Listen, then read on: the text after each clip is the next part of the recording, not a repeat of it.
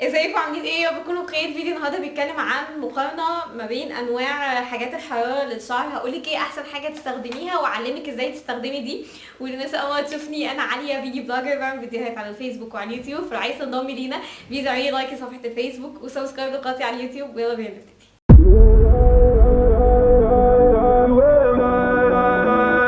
اول حاجه ابتديتكم بيها اللي هي الفرشه دي. بصوا، هي الفرشه دي انتشرت جدا في الفتره الاخيره ونزل عنها فيديوز كتير وكده.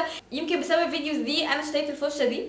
الفرشه دي هي ميزتها ان انت تقدري تتحكمي في درجه الحراره.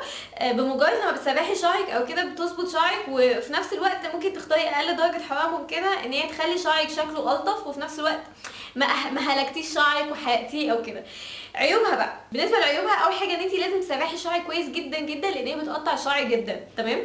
تاني حاجه انه علشان برضو ما تقطعش شعرك لازم تاخدي خصل صغيره، شويه صغيرين وتعملي بيها، بلاش خصل تخينه هتقطع لك شعرك. انا بصراحه استخدامها عندي ان انا قبل ما بعمل شعري بالايرن وكده بسشور شعري الاول بدي، وبعدين بعد كده بعمل بيها بالايرن. بس لو عندك سشوار عادي، صدقيني السشوار عادي هيبقى احسن من دي مليون مره. انا بصراحه لو رجع بيا الزمن ما كنتش هشتريها. بالنسبه للسشوار هو ما فيش فيه عيوب، هو يعني السشوار ده ما اقدرش اتكلم عنه في حاجه، يعني السشوار ده كلنا بنستخدمه. ميزته ان انت بتهوي شعرك بيه قبل ما بتعملي الايرن، فمفيش كلام كتير يتقال عن الموضوع ده. يعني في نوع تاني ايرن كده، يعني هو مش عندي بس انا هحط لكم صورته.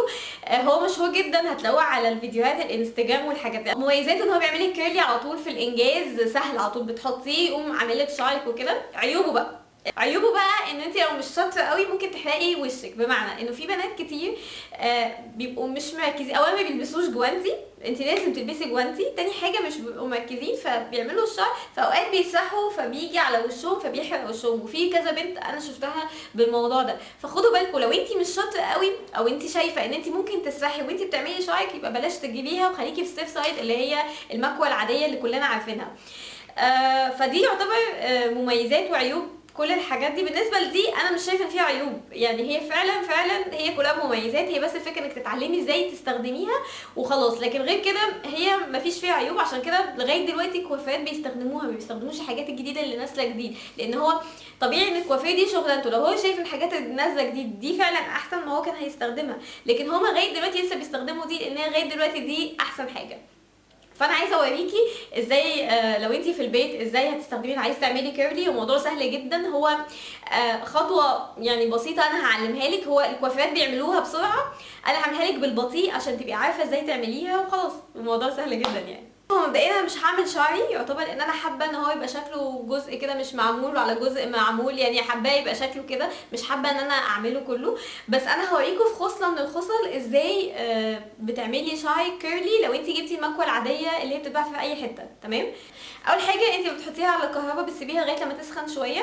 كل واحده فيها بتختلف طبعا، بس انا عندي لما بتسخن شويه بتبتدي تنور، بعرف ان هي خلاص سخنت. تمام. بعمل ايه؟ بمسك الايرن كده خلاص زي دي. تمام. وبعدين برجع الشعر ورا. تمام.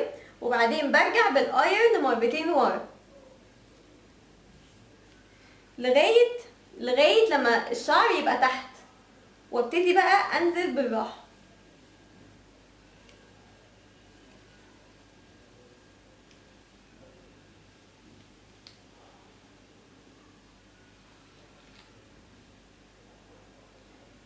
فبقيت كده.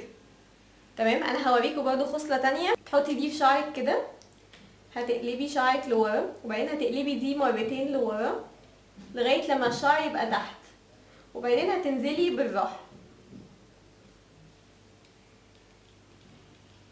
وبعدين لو شعرك طويل اقفي في النص واطلعي وكملي تاني.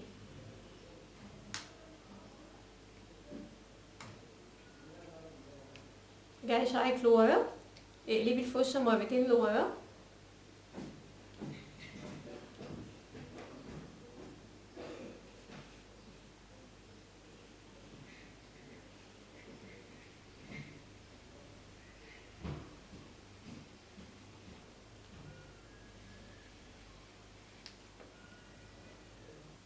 تمسكيها كده، هترجعي الشعر كده، هترجعيها مرتين لورا، تبقى